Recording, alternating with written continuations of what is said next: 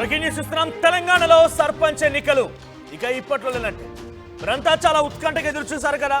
సర్పంచులు లేని గ్రామాలుగా సుమారుగా ఏడాదిన్నర కాలం పాటుగా వెలవెలబోతున్నాయి. ఎటువంటి సమస్య వచ్చినా ఎవరికి చెప్పుకోవాలో తెలియదు. ఊర్లో పెద్ద దిక్కుగా ఓ వ్యక్తి ఉంటే ఆయనకి వెళ్ళి చెప్తే అటో ఇటో సమస్య తీర్చేవాడు. ఓ పెన్షన్ వస్తలేదనో, ఇందిరా మిల్లకు సంబంధించి అప్లికేషన్ గురించో ఇంకేదో ఏ సమస్య అయినా కూడా ఓ పెద్ద దిక్కుగా వెళ్ళి చెప్తే ఇంటి ముందు కరెంటు బల్బ్ వెలుగుతలేదని కూడా చెప్పినా కూడా ఓ సమస్య పరిష్కారం అయ్యేదో, లేకుంటే కనీసం చెప్పుకునే నాదుడైనా ఉండేవాడు. కానీ ఇప్పుడు అధికారులు స్పెషల్ ఆఫీసర్ పాలన అని చెప్పేటువంటి పేరిట జరిగేటువంటి ఈ పరిణామాల్లో అంతా అనుకున్న స్థాయిలో గ్రామ పంచాయతీల్లో ప్రజలైతే వారంతా ఎక్స్పెక్టెడ్ లెవెల్ అయితే సమస్యని చెప్పుకోలేకపోతున్నారు. మరీ ముఖ్యంగా కేంద్రం నుంచి రావాల్సినటువంటి బిల్లు కూడా రావడం లేదు. గ్రామ పంచాయతీలంతా కూడా ఒక రకంగా వెలవెలబోతున్నాయి, ఇబ్బందులు పడుతూ ఉన్నారు. సో ఈ నేపథ్యంలో రేపో మాపో సర్పంచ్ ఎన్నికలు వస్తే మన ఊరికో గ్రామ పంచాయతీకో సర్పంచ్ ఉంటాడు కదా అని చెప్పి చాలామంది ఉత్కంఠగా ఎదురు చూసిన సందర్భం ప్రజల పాయింట్ ఆఫ్ వ్యూలో అయితే, మరోవైపుగా సర్పంచులు కావాలన్న ఒక ఆలోచనతో సుమారుగా 10,000కు పైగా గ్రామ పంచాయతీలో చాలామంది యువకులంతా కూడా ఆసక్తిగా ఎదురు చూస్తున్నారు. పోటీ చేస్తాం, మాకు చాలా ఈసారి ప్రజలు పట్టం కడతారు, మేము గెలుస్తామని ఒక ఆశాభావం వ్యక్తం చేశారు. కానీ మీ ఆశకి మళ్ళీ అడియాశ అయినట్టే, భంగపాటు తప్పలేరు. తెలంగాణలో ఇప్పుడు సర్పంచ్ ఎన్నికలు పెట్టలేమంటూ ప్రభుత్వం మరోసారి కోర్టుకు వెళ్తోందట. ఈ నిర్వహణకు మరికొంత సమయం కావాలని అడుగుతోందట తెలంగాణ ప్రభుత్వం. రాష్ట్రపతి గవర్నర్ దగ్గర రిజర్వేషన్ బిల్లు పెండింగ్లో ఉన్న నేపథ్యంలో ఎన్నికలకి వెళ్ళలేకపోతున్నామని చెప్తుందట ప్రభుత్వం. రాష్ట్రపతి గవర్నర్ నుంచి అనుకూల నిర్ణయం వస్తుందనే భావనలో ఉన్నారట. అయితే సెప్టెంబర్ లోపు ఎన్నికలు నిర్వహిస్తామని ప్రభుత్వం చెబుతున్నా మరింతగా లేట్ అయ్యే అవకాశం కనబడుతోంది. మా ప్రతినిధి మధు కూడా సిద్ధంగా ఉన్నారు. మధు, సర్పంచ్ ఎన్నికలు లేనట్టేనే ఇక రోజు రోజుకి గడువు పెరుగుతూ పోతోంది. ఇకనైనా కోర్టు ఇన్వాల్వ్మెంట్తో సెప్టెంబర్ 31 కల్లా సర్పంచ్ లేదా ఎంపీటీ జెడ్పీటీసీ స్థానిక ఎన్నికలకు ఒక శంఖారావం పూరించబోతుందని ఒక నమ్మకం అయితే ఏర్పడింది. కానీ అంతలోనే మళ్ళీ కోర్టుకు వెళ్తాం, మాకు ఇంకా రిజర్వేషన్ రాలేదు అనేటువంటి ఒక మాటను చెప్తూ ఉన్నారు. ఆర్డినెన్స్లు వచ్చాయి, కాంగ్రెస్ పార్టీ సంబరాలు చేసుకుంటోంది. మొన్న ఈ మధ్య అటు మున్సిపాలిటీ అండ్ గ్రామ పంచాయతీ 2018 చట్టాన్ని కూడా సవరిస్తూ 50% పరిమితిని కూడా ఎత్తేశారు. ఇవన్నీ జరుగుతూ ఉన్న కొద్ది పాజిటివ్ వైబ్స్ అనిపించాయి. కానీ ఏంటి సడన్గా మళ్ళీ ఇప్పుడు నిర్వహించలేమని చెప్పి ప్రభుత్వం కోర్టుకు వెళ్తోంది, ఎలా చూడాలి?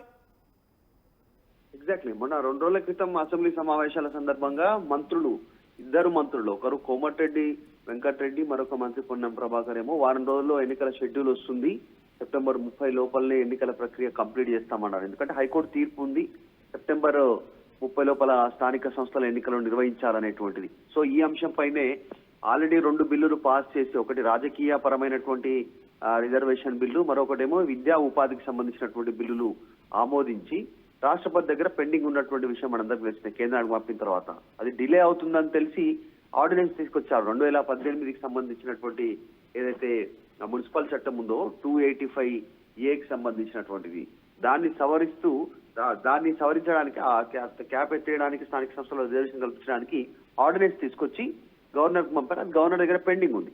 సో అక్కడ పెండింగ్ ఉండడంతో ఏం చేయాలో పాలుపోని స్థితిలో అసెంబ్లీ సమావేశాల నిర్వహణ సందర్భంగా 2 బిల్లులను ఓకే చేశారు. ఒకటి ఈ మున్సిపల్ పంచాయతీరాజ్ చట్టానికి సంబంధించిన 2018 285A సంబంధించినటువంటి సవరణ చేస్తూ 50% క్యాప్ ఏదైతే ఉందో దాన్ని ఎత్తేస్తూ నిర్ణయం తీసుకుని ఉన్నటువంటి బిల్లును మొన్న జరిగిన 2 రోజుల క్రితం జరిగిన అసెంబ్లీ సమావేశంలో నిర్ణయం తీసుకున్నారు.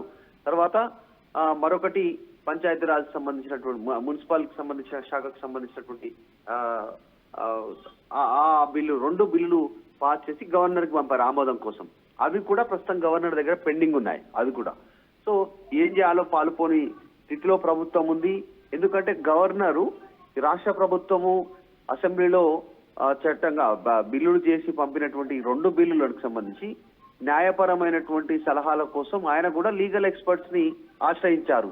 రాష్ట్ర ప్రభుత్వం తీసుకున్న నిర్ణయంతో ఎలాంటి చిక్కులు వస్తాయో రేపు ఫ్యూచర్ లో లీగల్ గా, ఒకవేళ నేను ఆమోదించినా ఇమ్మీడియట్లీగా రేపు మళ్ళీ ఎవరైనా కోర్టుకు వెళ్ళినా అది మళ్ళీ తిరస్కరణకు గురయ్యే అవకాశం ఉంటుందా, గవర్నర్ గారి నిర్ణయం తీసుకున్నా కూడా అనేటువంటి ఆలోచనతో ఆయన లీగల్ ఎక్స్పర్ట్స్ కి సలహాలు సూచనలు కోరుతా ఉన్నారు.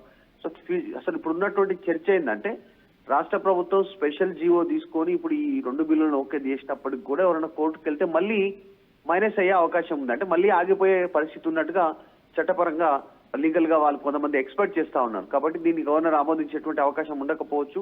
దీంట్లో భాగంగానే రాష్ట్రపతి తర్వాత గవర్నర్ దగ్గర ఉన్నటువంటి గతంలో ఆర్డినెన్స్, గతంలో ఇచ్చినట్టు 2 బిల్లులు వాటి గురించి తేలితే తప్ప స్థానిక సంస్థల ఎన్నికలు నిర్వహించేటువంటి సిచ్యువేషన్ లేదు అనేటువంటిది లీగల్ ఎక్స్పర్ట్ చెప్తా ఉన్నటువంటిది. అంటే ఖచ్చితంగా కేంద్రం ఏదో ఒక రూపైనా దాన్ని యాక్సెప్ట్ చేస్తే తప్ప స్థానిక సంస్థల ఎన్నికల్లో 42% రిజర్వేషన్ ఇవ్వడానికి అవకాశం లేదు అని తెలుస్తా ఉంది. దాంట్లో భాగంగానే ఈ సెప్టెంబర్ 30 లోపల హైకోర్టు చెప్పింది కాబట్టి హైకోర్టును ప్రభుత్వం ఆశ్రయించడానికి హైకోర్టుకు మళ్ళీ ప్రభుత్వం వెళ్లి గడువు కోరనున్నట్టుగా తెలుస్తా ఉంది. బిల్లులను కేంద్రానికి పంపాం, ఆర్డినెన్స్ గవర్నర్ దగ్గర ఉంది. సో వాటి అంశం తేలేంత వరకు కాస్త గడువు ఇవ్వండి అనేటువంటిది. అంటే సెప్టెంబర్ 30 కాదు, అక్టోబర్, నవంబర్ చివరి వరకు ఇంకొక 2 నెలల సమయం ఇవ్వాలి అని రాష్ట్ర ప్రభుత్వము హైకోర్టును కోరేటువంటి అవకాశం ఉంది. దానికి సంబంధించిన అంశాలే కేంద్రం దగ్గర ఉన్నటువంటి బిల్లుల పెండింగ్, రాష్ట్రపతి దగ్గర, తర్వాత గవర్నర్ దగ్గర ఉన్న ఆర్డినెన్స్ అంశాన్ని అక్కడ పెండింగ్ లో ఉన్నాయి కాబట్టి మాకు ఇంకా గడువియండి అనేటువంటి ఈ వర్షన్ ని ప్రభుత్వం చెప్పేటువంటి మాటని కోర్టులు అంగీకరిస్తాయా?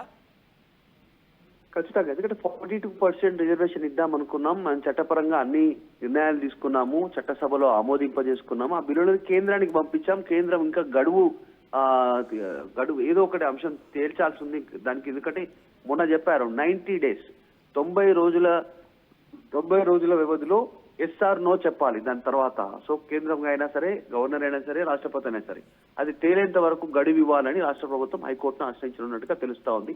ఇప్పటికే లీగల్ ఎక్స్పర్ట్ సలహాలు కూడా రాష్ట్ర ప్రభుత్వం తీసుకుంది. యాక్చువల్ గా అయితే ఈ స్పెషల్ జీవో తీసుకొచ్చి 42% రిజర్వేషన్ ఇద్దాం అనుకున్నారు. ఇది ఒక రకంగా రిక్వెస్టా, లేకపోతే కోర్టు దగ్గరికి వెళ్ళిన తర్వాత గవర్నర్ అండ్ రాష్ట్రపతి మీద కంప్లైంట్ అనుకోవాలి? ఎందుకంటే వాళ్ళు పెండింగ్ లో ఉంచారు కాబట్టి మేము పెట్టలేకపోతున్నాం అనేది అని ఒక కారణంగా, ఒక బూచిగా గవర్నర్ అండ్ రాష్ట్రపతి మీద కంప్లైంట్ గా భావించాలా, లేకపోతే రిక్వెస్టా? యాక్చువల్ గా అయితే వీళ్ళు అది తేలేంత వరకు కాస్త గడువు ఇవ్వాలని మాత్రమే కోరే అవకాశం ఉంది. కంప్లైంట్ చేసేటువంటి అధికారం ప్రభుత్వం దగ్గర కూడా లేదు. ఎందుకంటే చట్టపరమైనటువంటి ఇబ్బందులు వచ్చే పరిస్థితి ఉంది, ఫ్యూచర్ లీగల్ సీక్వెన్సెస్ ఎదురయ్యే పరిస్థితి ఉంది. కాబట్టి గవర్నర్ గాని, రాష్ట్రపతి గాని నిర్ణయం తీసుకోలేకపోతా ఉన్నారు. బీసీ సంఘాలు, ప్రతిపక్షాలు చెప్తా ఉన్నటువంటి మొదటి నుంచి ఒకటి బీసీలను కాంగ్రెస్ మోసం చేస్తా ఉంది. కాబట్టి ఈ అంశంలో కేంద్రం కూడా కరెక్ట్ గా నిర్ణయం తీసుకోలేకపోతుంది, రాష్ట్రపతి గాని, గవర్నర్ గాని. ఎందుకంటే ఏకైక మార్గం 42% రిజర్వేషన్ ఇవ్వాలన్నా, 50% క్యాప్ ఎత్తివేయాలన్నా 9th షెడ్యూల్లో చేర్చాలి, రాజ్యాంగం మార్చాలి, కేంద్రం నిర్ణయం తీసుకోవాల్సినటువంటి సిచ్యువేషన్ ఉంటుంది, కేంద్రం అమెండ్మెంట్ చేయాల్సినటువంటి అవసరం ఉంది. అది ఒక్కటే ఏకైక మార్గం. 42% రిజర్వేషన్ చట్టబద్ధంగా కల్పించాలి విద్యా, ఉపాధి, రాజకీయ సంబంధించినటువంటి అంశంలో. ఇంకా ఏ మార్గం ఎంచుకున్నా అదంతా బీసీలను మోసం చేసేటువంటి, పబ్బం గడుపుకునేటువంటి ప్రయత్నమే కాంగ్రెస్ చేస్తా ఉంది అనేటువంటి ప్రతిపక్షాలు, బీసీ సంఘాలు చెప్తా ఉన్నారు. కాబట్టి ఆ అంశం ఆధారంగానే ఎన్నికలకు వెళ్ళాలి. అంటే ఇంకాస్త సమయం అయినా కేంద్రం ఒప్పుకుంటే తప్ప స్థానిక సంస్థల్లో 42% వచ్చే అవకాశం లేదు. చట్టబద్ధంగా రాష్ట్ర ప్రభుత్వం ఇవ్వడానికి సిద్ధంగా ముందుకు వచ్చినా అది కోర్టు ముందు నిలిచే పరిస్థితి లేదు. కాబట్టి కోర్టుని అభ్యర్థించనున్నారు వీళ్ళు. మాకు కాస్త గడువు కావాలి అని రాష్ట్ర ప్రభుత్వం నుంచి అనేటువంటి చర్చ అయితే కొనసాగుతుంది. ఇంకా లీగల్ గా అంటే న్యాయపరమైన సలహాలు తీసుకునేటువంటి దాంట్లో కూడా రాష్ట్ర ప్రభుత్వం ఇంకా కూడా ఆలోచన, సంప్రదింపులు చేస్తా ఉంది. ఇంకా పూర్తి స్థాయిలో క్లారిటీ రాలేదు. నిజంగానే పూర్తి స్థాయిలో వాయిదా పడతాయా లేదా అనేది. ఎందుకంటే 2 మంత్రులు ఆల్రెడీ ఓపెన్ గా చెప్పారు, నోటిఫికేషన్ వస్తుంది త్వరలోనే ఎన్నికలు నిర్వహించబోతున్నాం అనేటువంటిది. సో అధికారిక ప్రకటన వచ్చేంత వరకు కాస్త ఎదురు చూడాల్సినటువంటి అవసరం ఉంది. ప్రస్తుతానికి మాత్రం గవర్నర్ దగ్గర పెండింగ్ ఉంది, మొన్న చేసినటువంటి 2 బిల్లులు కూడా ఆమోదింపజేసుకోవడానికి. కాబట్టి ప్రభుత్వం ప్రత్యామ్నాయ మార్గాలపైన దృష్టి పెడుతున్నట్టుగా తెలుస్తా ఉంది. దాంట్లో భాగంగానే హైకోర్టు గడువు అడగాలనే ఆలోచన చేస్తున్నట్టుగా తెలుస్తుంది. Right, thank you Madhu. So మొత్తమైన సర్పంచ్ ఎన్నికలకి మరింత ఆలస్యం అవకాశం ఉంది. సెప్టెంబర్ లోపుగా సర్పంచ్ ఎన్నికలు అయిపోతాయని చెప్పి అంతా భావించారు. సర్పంచ్ ఎన్నికలని కాదు కానీ స్థానిక ఎన్నికల్లో ఎంపీటీసీ, జెడ్పీటీసీ లేదా సర్పంచ్ ఏదో ఒక ఎన్నిక అయితే ముందు పడే అవకాశం అని చెప్పి అంతా భావించారు. కానీ రిజర్వేషన్ల ప్రక్రియ ఇంకా ఏ రకంగా తేలకపోవడంతో, అది ఇంకా పెండింగ్లో ఉండడంతోనే ప్రభుత్వం మరోసారి కోర్టుకు వెళ్ళాలనుకుంటోంది. కోర్టుకు వెళ్ళి కోర్టు రిక్వెస్ట్ చేయాలనుకుంటోంది.